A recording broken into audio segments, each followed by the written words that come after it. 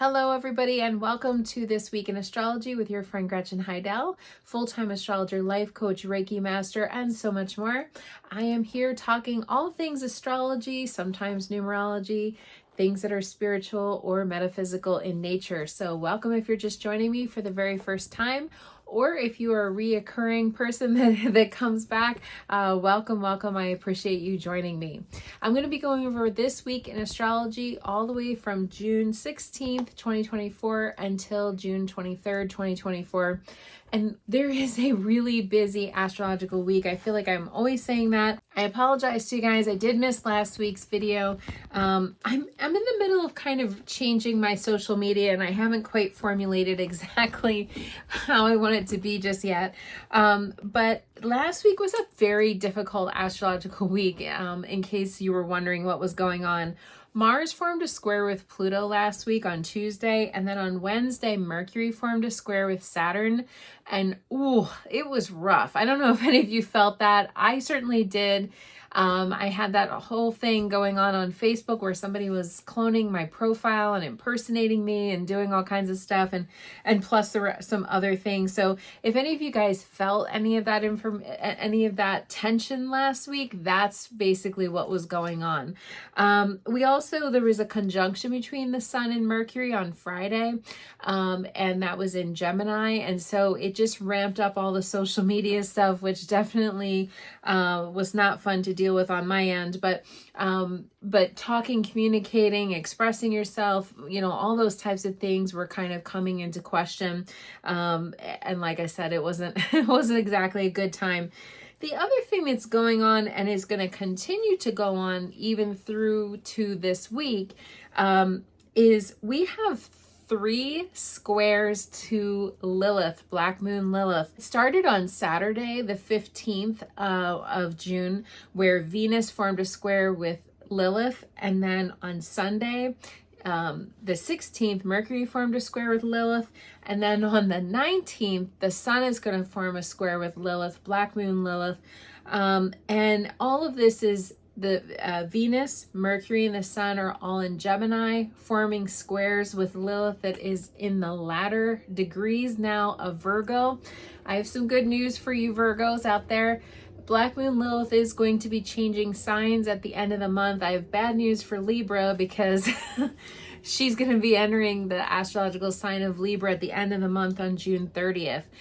So we have a little while to go now, a couple more weeks to go with Black Moon Lilith. She's in each astrological sign for 9 months.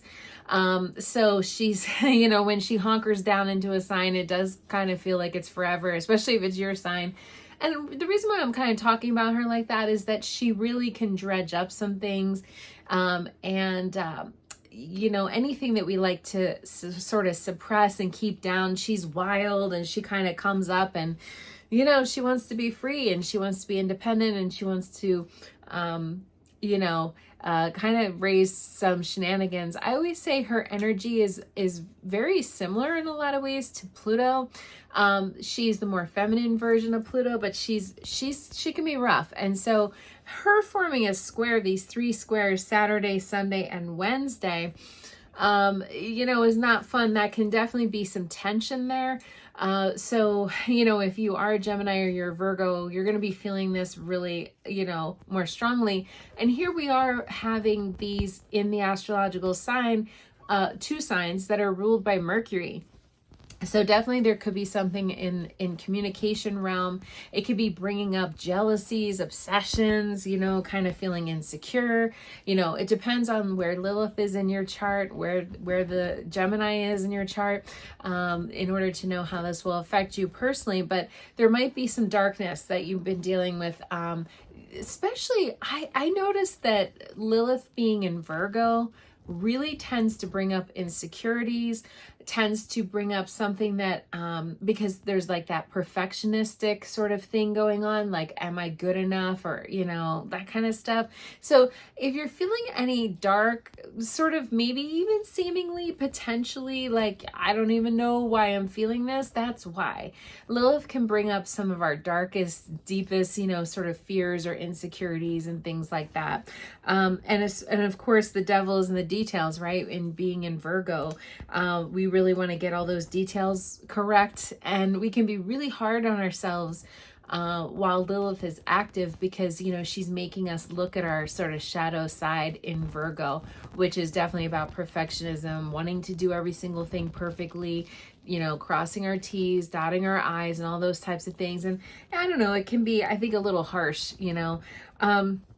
So that's happening on, like I said, this week. It started over the weekend, and it's continuing to go through the week. Now, the good news is with Lilith, she's pretty pinpointed, meaning that she's not like, it's not like one of those transits that's going to be a really long one, except I'm going to be talking about this as we get closer to next week. But I want to say that Lilith is going to oppose Neptune, and that one is going to be a longer one. In fact, the total range for Black Moon Lilith having its opposition with Neptune in Pisces. So if you're a Pisces now, we're pulling Pisces in. We got Gemini already involved. That's going to be at the last degrees here in Pisces.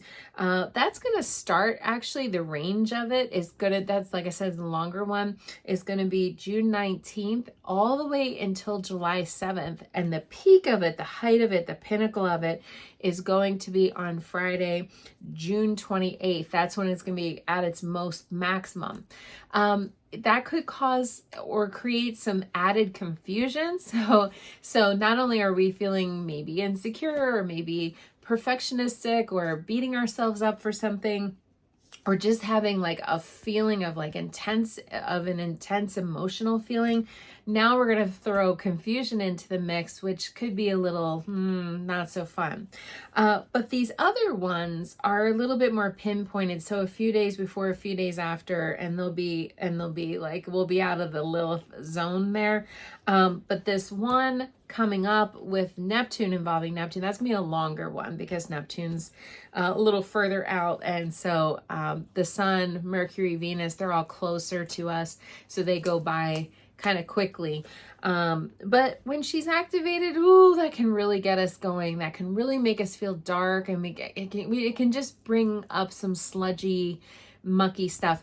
And we already had some of that last week with, Mars forming a square with Pluto. I mean, that was also very like sort of darker. So we have a little bit of a darker sort of energy going on. Also on Sunday, the 16th, we had Venus forming a square with Neptune.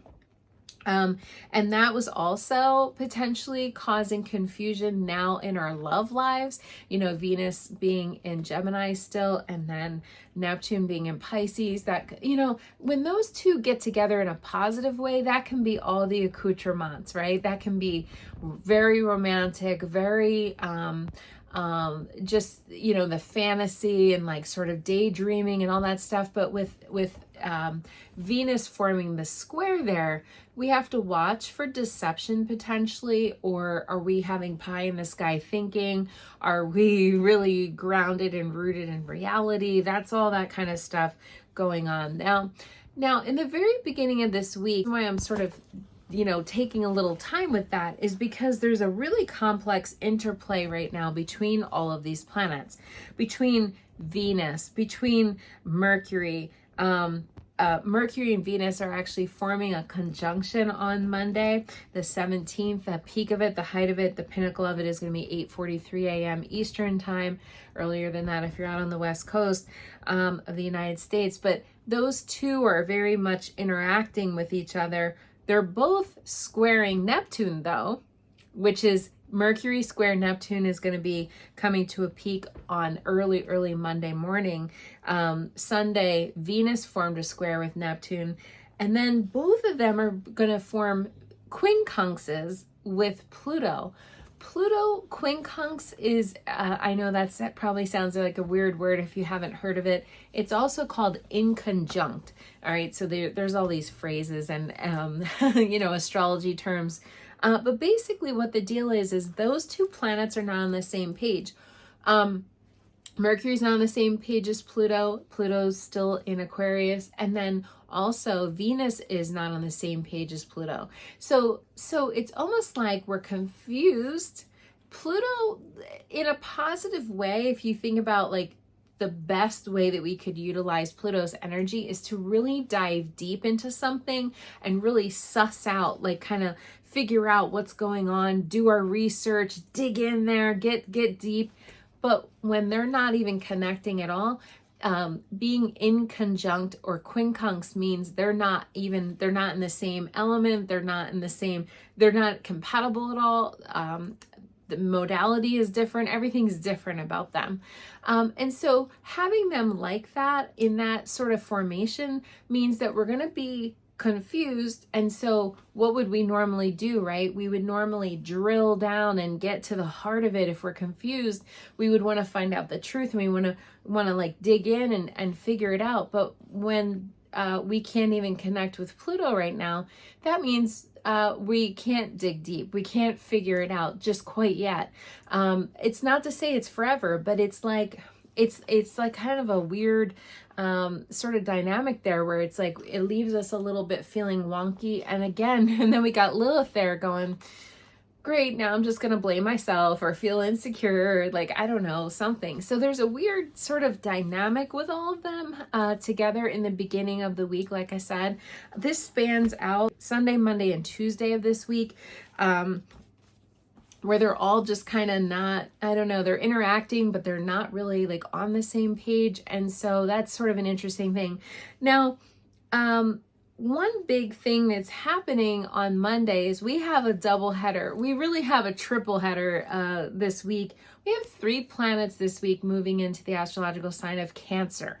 So it's interesting because I was saying this in the very, very beginning of Gemini season when I said, gosh, we haven't really talked much about Gemini at all. And then all of a sudden, all these planets at once went into Gemini. Well, now we're doing the same thing with Cancers. We haven't talked much about Cancers at all. And now, boom, we got 3 planets all at once. It's like the Cancerian wave that's coming over us. So on Monday, the double header is on the 17th. We have Venus very early overnight between Sunday and Monday, moving into the astrological sign of Cancer. That's at 2:20 a.m. Eastern time, so Sunday night if you're out on the west coast of the United States. And Venus moving into Cancer is going to be there for almost a month, not quite, maybe 3.5 weeks, June 17th until July 11th. And then on this same day, we have Mercury moving into the astrological sign of Cancer. That's going to be at 5:07 a.m. Eastern time, again, earlier than that if you're on the West Coast.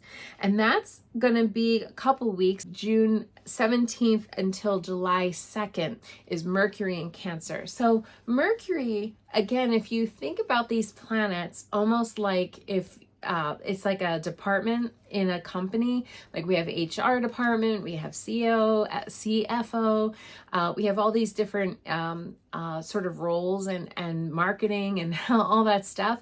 Well, Mercury is kind of in charge of the department of communication and travel.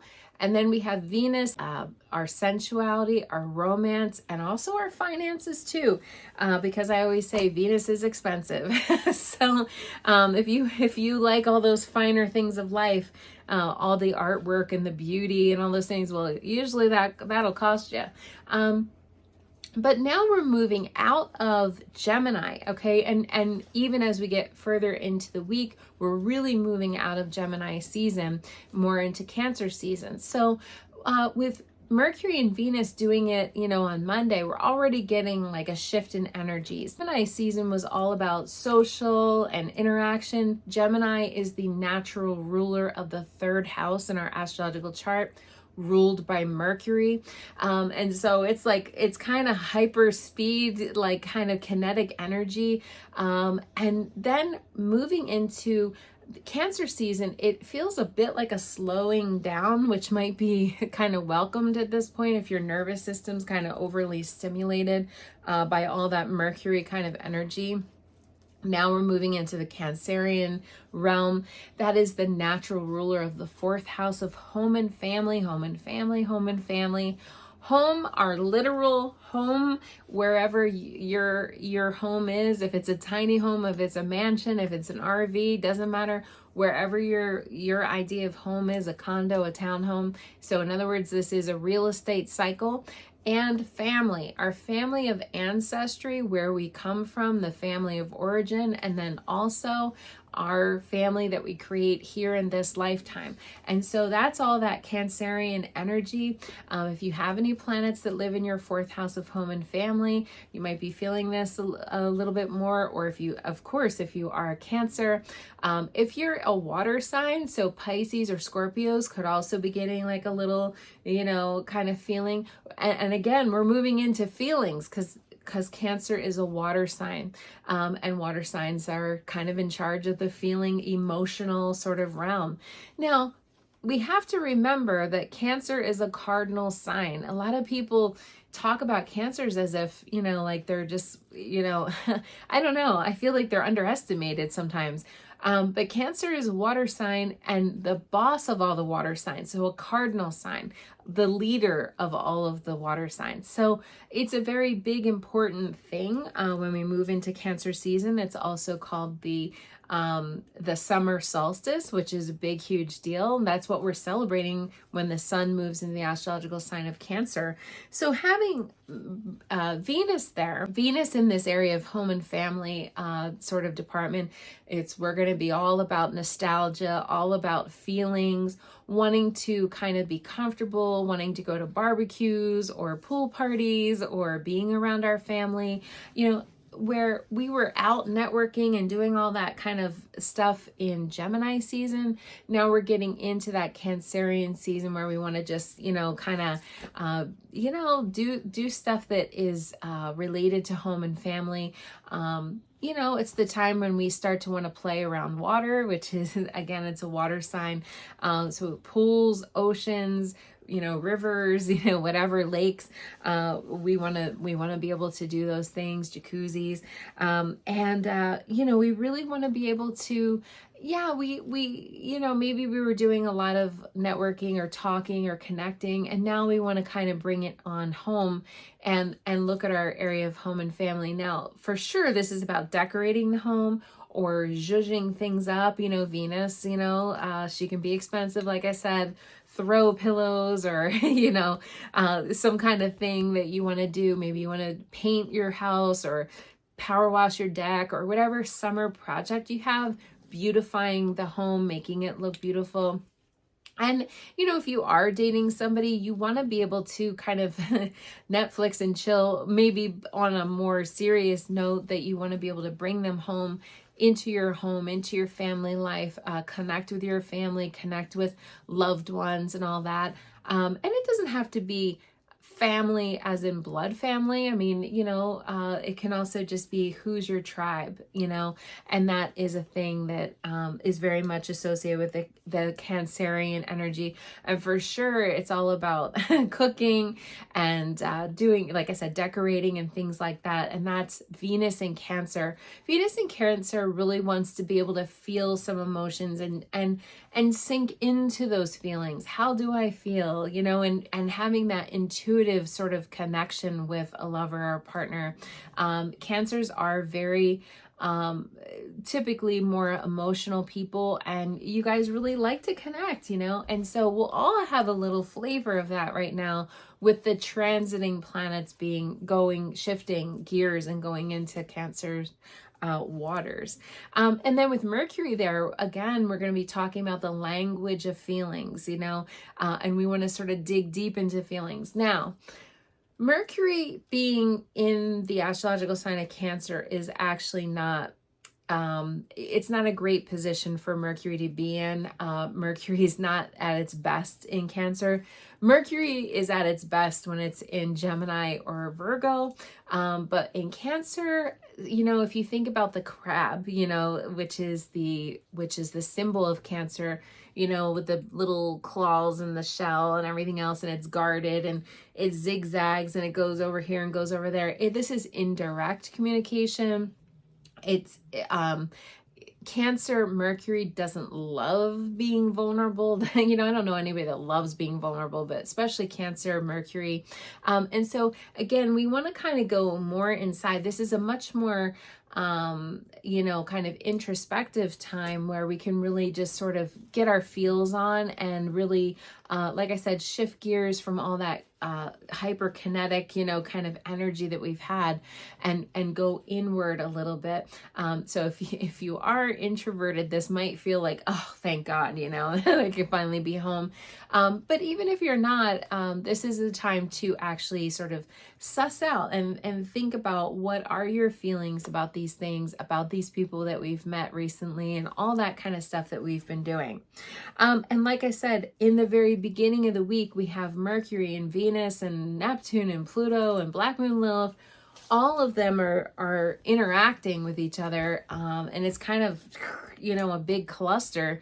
And so that could be, we really want to be sort of sorting out things, and kind of looking within, like I said, and they're forming that conjunction. Mercury and Venus are forming that conjunction at 8:43 a.m. Eastern time. That's the peak of it, the height of it, the pinnacle of it, but they'll be traveling very closely all week together, Mercury and Venus. Now, if it was just Mercury and Venus and not Pluto, Neptune, and Lilith, I'd say, wow, definitely get your flirt on, express yourself, express your feelings, share with another. Sharing is caring, all that good stuff. And there is still that going on, but then there's all that other stuff that's involved too with those other planets. So it's a little tricky in the beginning of the week here, with the quincunxes and everything else. Now, as we get into Wednesday, which is also Juneteenth, so happy Juneteenth if you celebrate. I'm not sure if you say happy Juneteenth. I'm not sure if that's the right, I'm never sure if that's, it's like Memorial Day. I'm not sure if you should say happy Memorial Day. Like I'm always like, what is the etiquette around that? It's the day where the sun is going to be forming the square with Black Moon Lilith. So the peak of it, the height of it, the pinnacle of that is going to be 1:58 p.m. Eastern time in the middle of the day. Again, the sun is at the very last day of being in Gemini, forming the square with Black Moon Lilith in Virgo. And those two are just not on the same page at all. They're kind of like having problems. And especially, this is very similar to the sun forming a square with Pluto in some ways. Black Moon Lilith and Pluto both kind of like to be dark. And when the sun shines its light on these two, it's like, the sunlight, It's not a very comfortable feeling for Lilith. So Lilith, again, likes to be wild and nasty and almost like a creature, she can really be raw and untamed and just, but she likes to do that behind the scenes. She doesn't like to necessarily do that out front. And having the sun kind of squaring that, it's like, look what she's doing over here. Look at that. Look at that. It's like, so just kind of use some caution on that day. And there's a lot of a lot of moon transits on that day. So on the 19th, it might be just a little bit tricky on that day, because there's going to be so many lunar transits as well. 7 lunar transits. So it's going to be a very busy day. And with all those lunar transits, if you think of the moon is our feelings and emotions. So it's like up and down, up and down, up and down with 7 transits in one day. It's like you can feel like you're all over the place. The other thing that's happening on Wednesday the 19th is the Vesta, which is an asteroid, is going to be moving into the astrological sign of Leo. I'm not going to spend too long on this because some people don't even use asteroids. I love the asteroids and I like to talk about them. Now, if you remember Vesta, which is safety, a lot of people sort of think that maybe Vesta might be very strongly associated with Virgo in some ways. It has some Virgo sort of qualities. But Vesta last year was almost like really since September of last year, was going in and out of Cancer and Gemini, and went retrograde and went back into Gemini again, and then came back out into Cancer again. It's been like kind of doing this thing with Cancer and Gemini. And that was happening because of its retrograde cycle. Vesta went retrograde between November and February. And so they were just like in this elongated sort of thing where it kept going back and forth. Now we're finally out of that patch. We're out of the retrograde. We're out of Vesta in Cancer. And now we're going Vesta into Leo. Vesta will be in Leo from June 19th, 2024, all the way until August 25th, 2024. So it's going to be in Leo for a little while. And remember, Vesta is how we feel safe. She is the goddess of home and hearth. She's the Vestal Virgin, right? So she likes to burn her flame and all those good things. And being in a fire sign of Leo, where do we find our safety? Well, we could be really protective of our egos during this time. Leo is the astrological sign that is associated with ego and feeling a little bit, and so we want to watch that because, if somebody steps on our ego, we might be overly sort of defensive. We have to kind of watch that.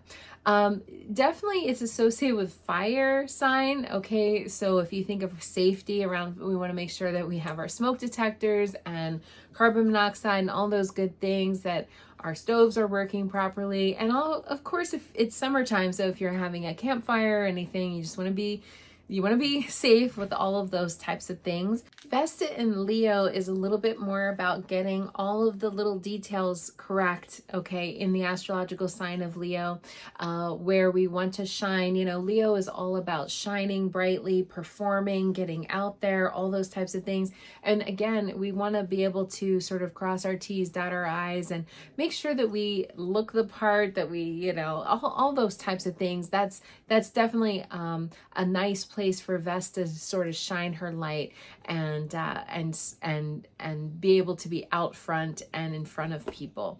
So if you're looking for something to help improve your self-confidence, or to help you to get out in front of people and be able to maybe say what you need to say, teach something, perform something, kind of put yourself out there, this could be really good for you astrologically speaking, having Vesta moving through Leo in your chart. Depends on where Leo is in your astrological chart, but of course, this could really help you to be able to have a little bit more confidence and sort of embrace yourself a little bit more.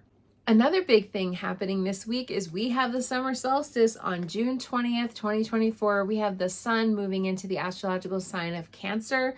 Cancer being, again, home and family. That's going to be happening at 4:51 p.m. Eastern Time, June 20th. Earlier than that, if you're out on the West Coast, again.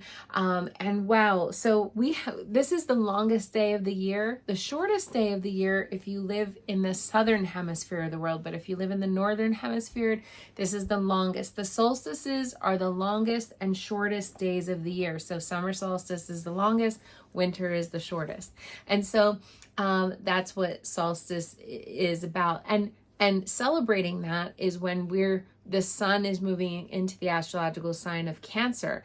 Again, I always have these people saying to me, I don't use astrology, I don't believe in it or whatever. And it's like, yeah, but you're using it because this is what we're all celebrating, is the sun moving into Cancer. Now, the sun is joining Mercury and Venus in Cancer. We have 3 planets, boom, all this week moving. Well, the sun technically is a star, but they're all moving into Cancer at the same time.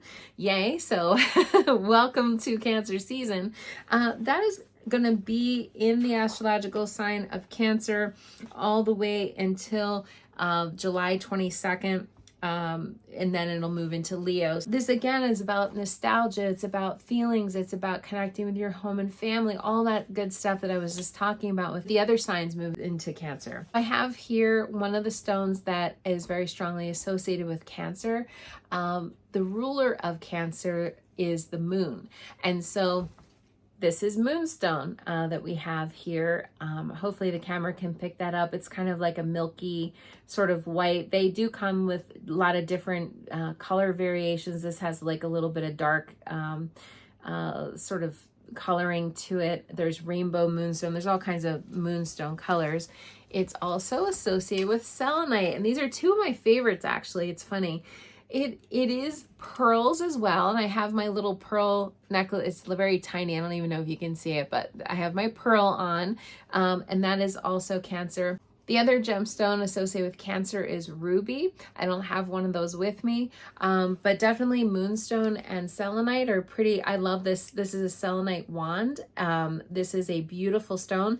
The only caveat to these two stones, actually, moonstone and selenite, moonstone increases being empathic. So if you are already an empath, and let's say you're going to go shopping or to the mall or, you know, have a big dinner with your in-laws or something, you might not want to wear moonstone. Moonstone opens you up more, makes you even more receptive.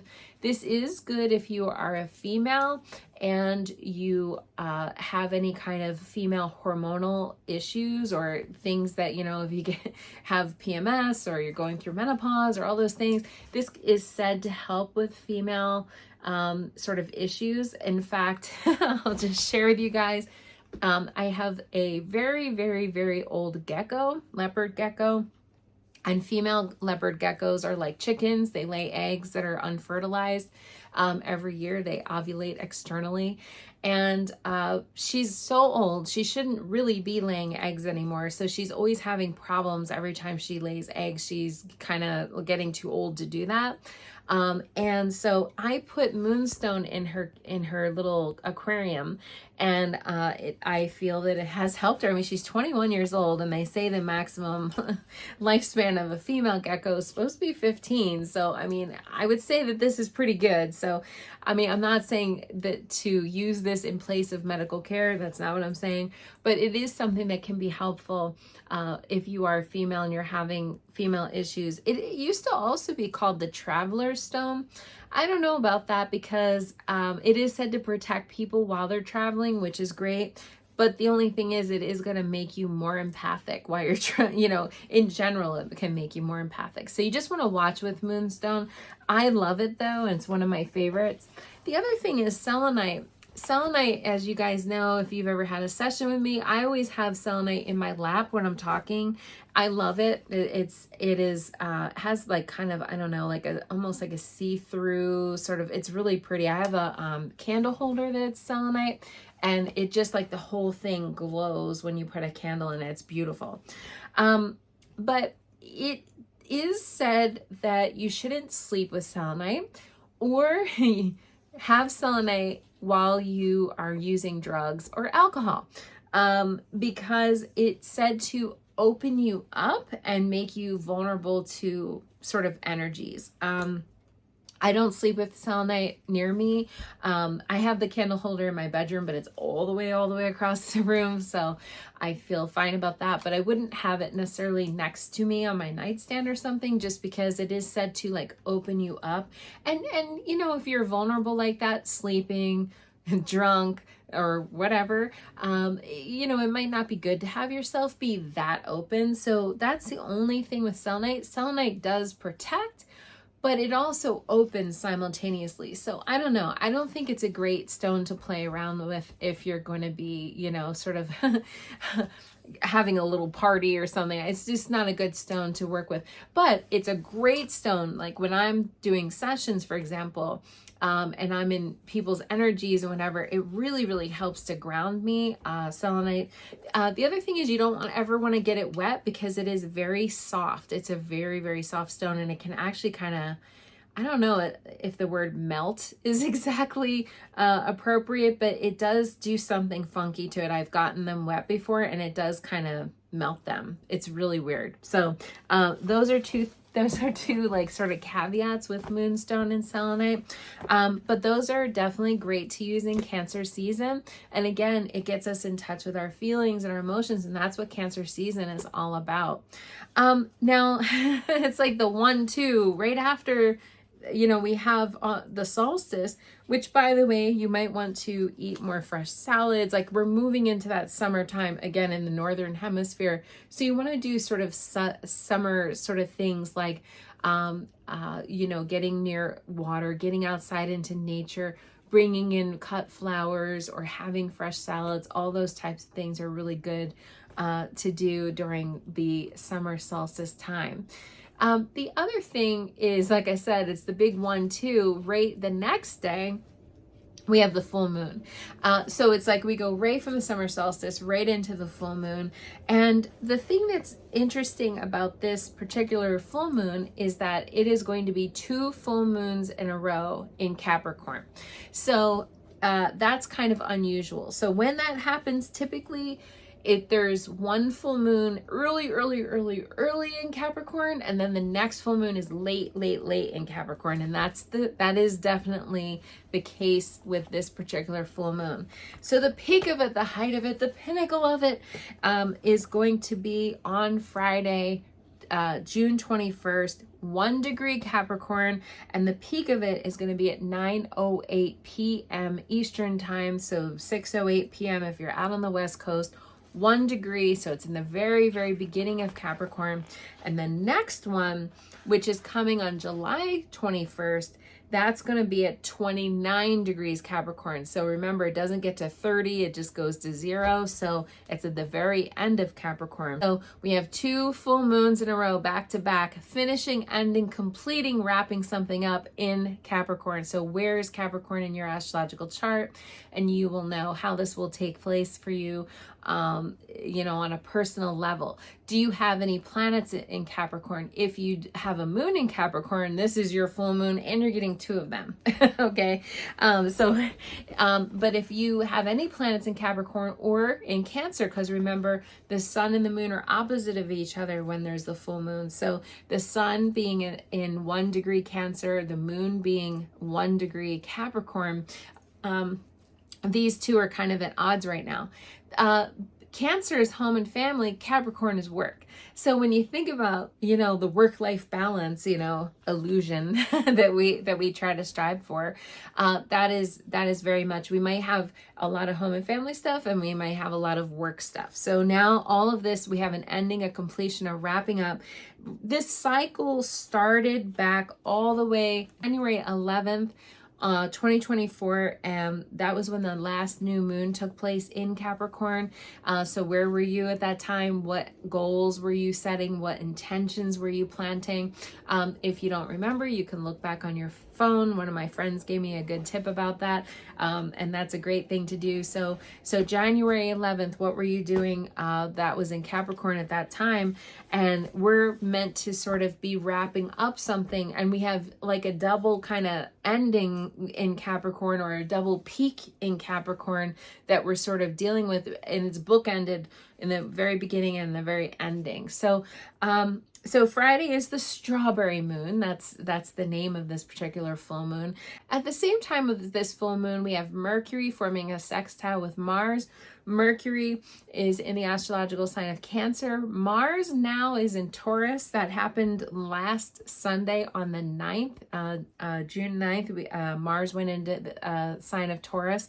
And so these two are kind of coming to a nice sextile, which means that we can sort of put actions to words into action, that we mean what we say, we are going to do what we say what we do, all those types of things. They're working together, which is good. That's a sextile, which is very positive. And so we actually have a little bit of some positive energy kind of behind the scenes during this full moon. The day of this particular full moon is pretty nice day, actually, but the day before, on the summer solstice, we had the sun forming a square with Neptune. So even though that was taking place at 2:12 p.m. Eastern time on the 20th, sun was in Gemini at the time and then formed a square with Neptune right before it went into Cancer, the sun. That could have made you feel a little bit tired, a little bit groggy, a little bit out of sorts. That was on Thursday. Then we have the full moon coming on Friday, And then on Saturday, we have Mercury forming a square with the north node of the moon.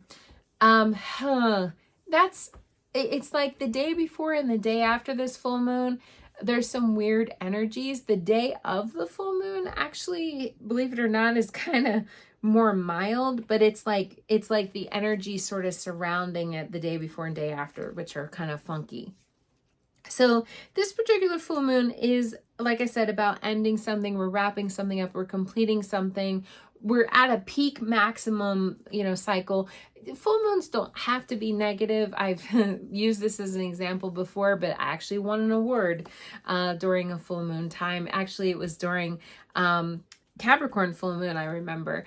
And so, it was just like I had put a lot of work and effort into this thing, and then I won an award. But, it was kind of after that, it like peaked out, and then it was like kind of, was done.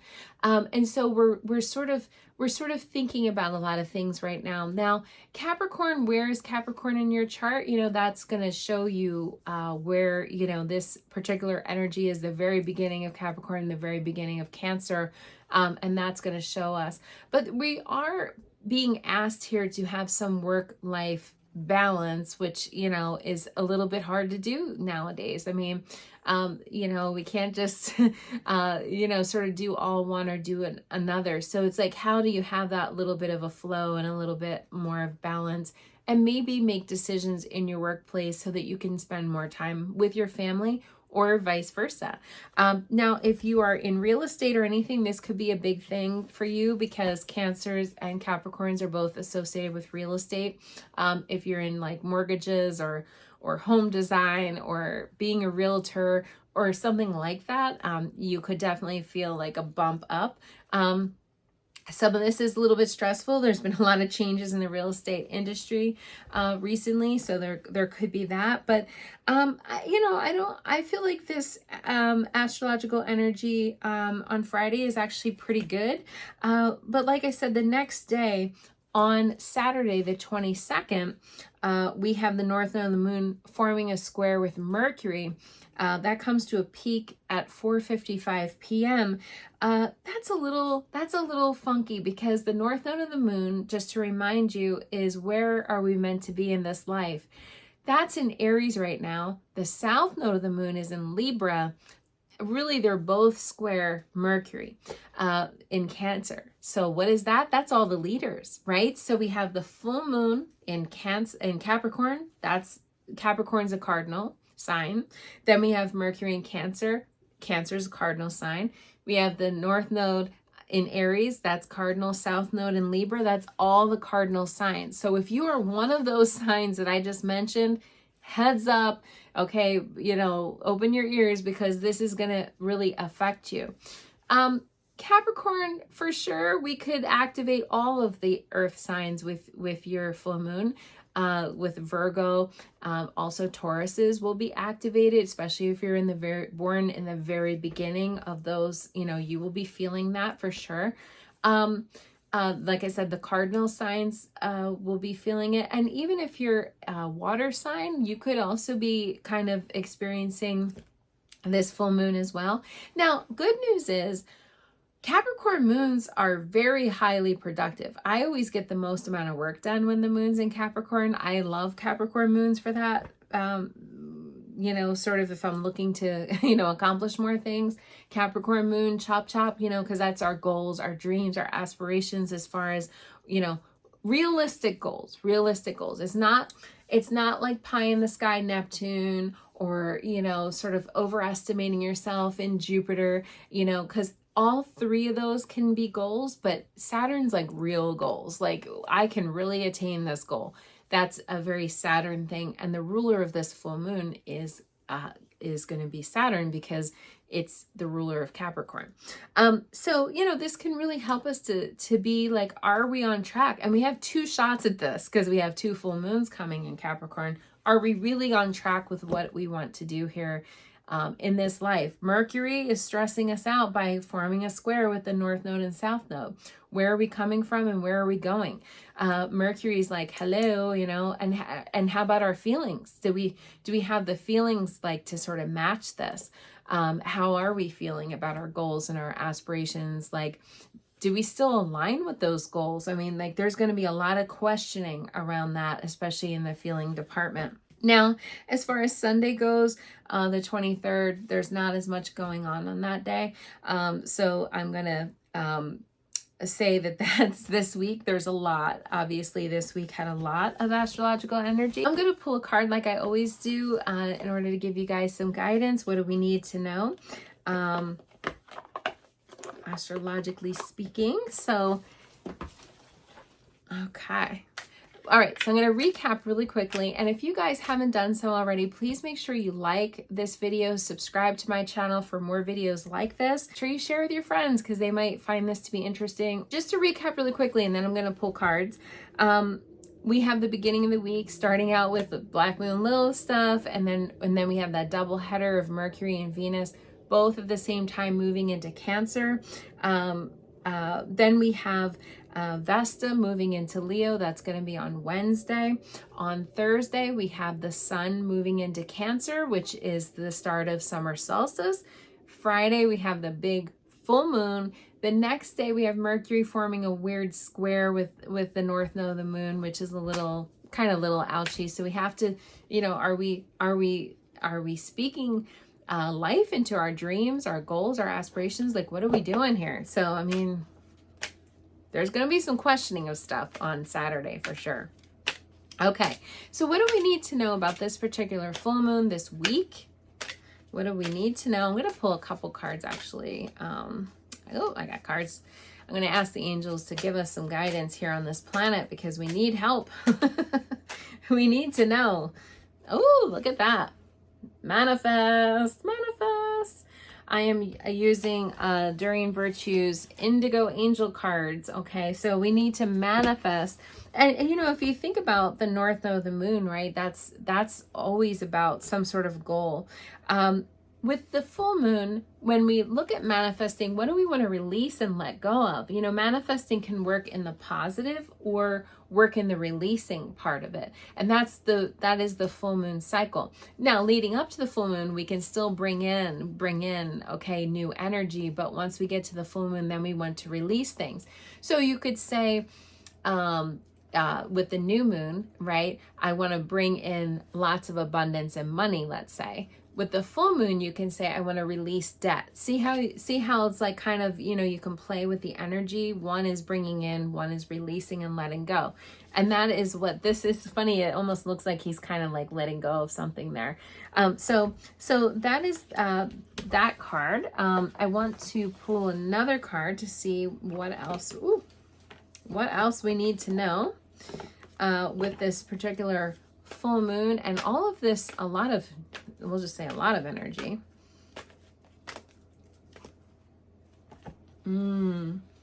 Beloved one. I love this card.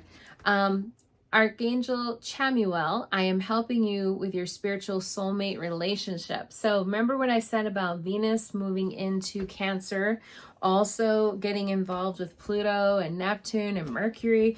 I mean, there's going to be a lot of love stuff, I think. Even Lilith can be love, although she's like, she's more of the passionate sort of type. She's a seductress. But still, that could bring up some stuff. It's just that she might make us feel insecure a little bit in love. But Archangel Chamuel can help us if you have a love situation going on right now. That can help us. And then, of course, a full moon episode wouldn't be complete without my Moonology cards. And I'll put a link to these. The Doreen Virtue cards, unfortunately, are not available as much, but the Moonology cards are still available. So what do we need to know specifically about this full moon? And remember, this is the time to burn, release, or destroy your new moon manifestation lists. What do we need to know about this full moon? 2 full moons in a row in Capricorn. What do we need to know about all that? It's funny. I think I got this on my last broadcast. New moon in Taurus, yes, it is the full moon, but these are Moonology cards. They're full moons or new moons. This is about money and prosperity. Prosperity lies ahead, okay? That's the new moon in Taurus time. And so, yeah, we might be letting go of something. Remember, this is Capricorn. Capricorn's the CEO of the zodiac. This is, could be that you could make big career decisions that lead to increased prosperity, making more money for sure. Especially when we get Capricorn's the CEO, right? So it's like, you want to make sure that you plan ahead and think about strategically and all those good stuff. And like I said too, real estate could be also another thing that is coming up around this particular, these two full moons in a row, that we have. And then of course that does mean whenever that happens, it means that we're coming up to a blue moon at some point. And so that's going to be coming in August. That's going to be August 19th, which, by the way, that might be one of the hardest days of the entire year of 2024, August 19th. There's a lot of big, very difficult energy on August 19th. So, I like to give you guys heads up about different astrological things that are coming so you can plan ahead. And I've been talking about August 19th now for a while. So mark it on your calendar. Mercury is going to be retrograde. It's going to be the second full moon in Capricorn. Then we have Jupiter forming a square with Saturn. All the financial people are talking about that because that's a big thing.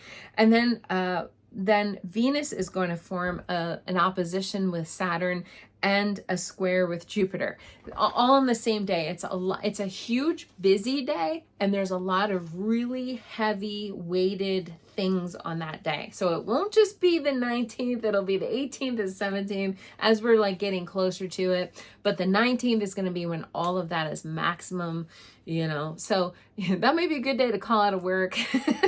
It's not a good day to ask for a raise or to plan a surgery, any kind of thing like that. You want to kind of stay away from on August 19th if you can.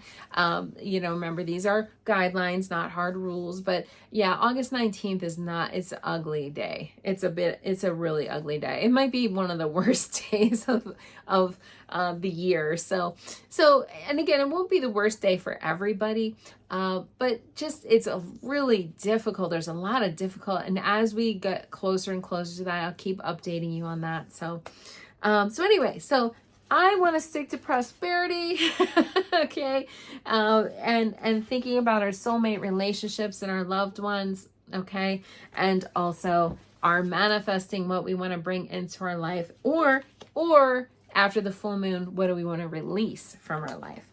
Okay, so I hope that helps everybody. Again, if you want to have a personalized astrological session, please feel free to contact me. All the details are below in the description. And thank you so much for continuing to watch me. And if it's your first time, thank you for sticking in there and listening. All right, have a great week and namaste.